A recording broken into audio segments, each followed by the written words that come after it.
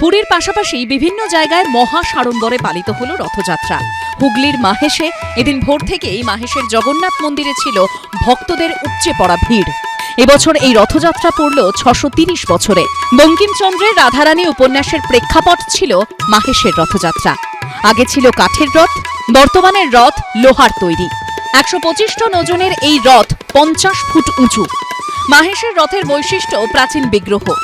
পুরীর জগন্নাথের ১২ বছর অন্তর নবকলেবর হয়, কিন্তু মাহেশে ৬৩০ বছর ধরে একই বিগ্রহ। মাহেশে মাসির বাড়ি গুন্ডিচা বাটিকে বলা হয় কুঞ্জবাটি।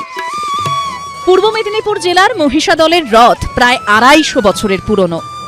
১৭৭৬ সালে রানী জানকী দেবী এই রথযাত্রার সূচনা করেন। সেই থেকে প্রথা মেনে রাজপরিবারের লোকেরাই প্রথমে রথের রশিতে টান দেন, তারপর টান দেন ভক্তরা। মহিষাদলের রথ মদন গোপাল জিউর রথ নামে খ্যাত। মদন গোপাল জিউর সঙ্গে থাকেন জগন্নাথ ও রাজবাড়ির শালগ্রাম শিলা শ্রীধর জিউ।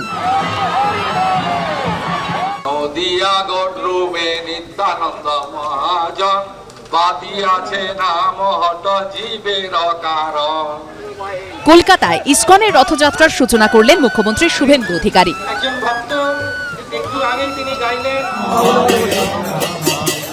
খোল বাজিয়ে কীর্তন করলেন তমলুকে। মিন্টো পার্কের কাছে অ্যালবার্ট রোডে ইসকন মন্দিরে পালিত হয় রথযাত্রা উৎসব। সকালে মন্দিরে পৌঁছে আরতি করেন মুখ্যমন্ত্রী। সোনার ঝাঁটা দিয়ে রথের রাস্তা পরিষ্কার করেন, পদ্মের পাপড়ি বিছিয়ে তৈরি করে দেন রাস্তা, তারপর টান দেন রথের রশিতে। মুখ্যমন্ত্রী যখন আরতি করেন তখন সেখানে নৃত্যানুষ্ঠান পরিবেশন করেন ডোনা গঙ্গোপাধ্যায়ের দীক্ষা মঞ্জুরের সদস্যরা। জগন্নাথ বন্দনায় অংশ নেন তাঁরা।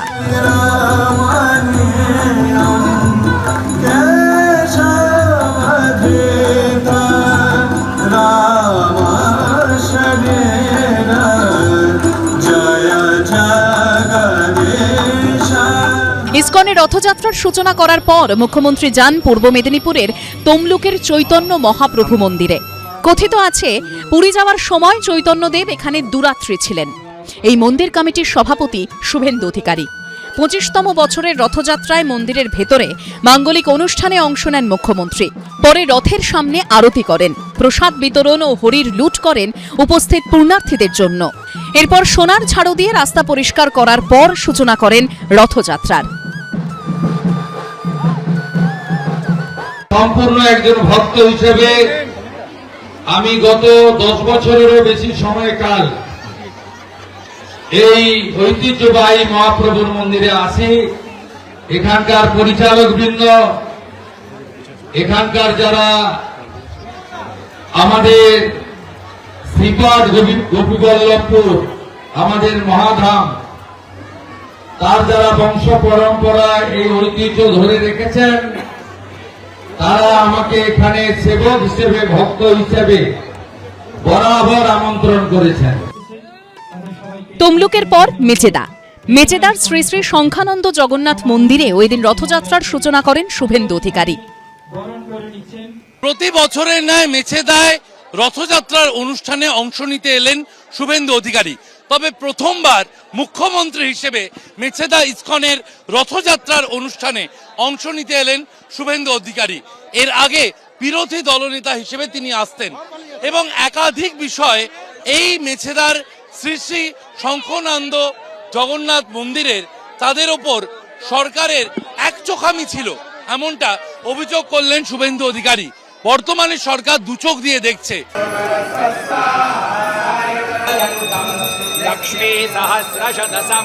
পঞ্চায়েত মন্ত্রী দিলীপ ঘোষ থেকে পুর ও নগর উন্নয়ন মন্ত্রী অগ্নিমিত্রা পালও যোগ দেন রথ উৎসবে।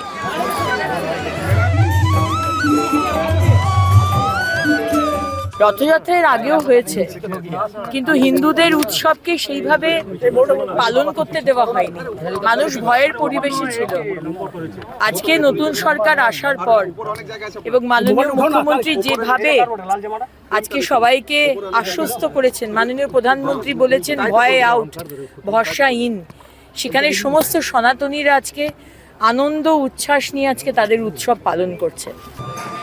বছরভর রাজনৈতিক ময়দানের ব্যস্ততার মধ্যেই সময় কাটলেও বৃহস্পতিবার রথযাত্রার দিন মায়াপুরের বিশেষ পুজোয় যোগ দিলেন পঞ্চায়েত মন্ত্রী দিলীপ ঘোষ। কখনো তাঁকে দেখা গেল সস্ত্রীক আরতি করতে, আবার কখনো গোমাতার পা ধুয়ে করলেন পুজো। রানীগঞ্জে রথযাত্রার উৎসবে অংশ নিলেন পুর ও নগর উন্নয়ন মন্ত্রী অগ্নিমিত্রা পাল। ছিলেন জনস্বাস্থ্য কারিগরি ও পূর্ত মন্ত্রী তথা কুলটির বিজেপি বিধায়ক অজয় পোদ্দারও। সৌরভ বন্দ্যোপাধ্যায়, বিটন চক্রবর্তী ও কৌশিক গাঁতাইতের রিপোর্ট, এবিপি আনন্দ। এবিপি আনন্দ, এগিয়ে থাকে, এগিয়ে রাখে।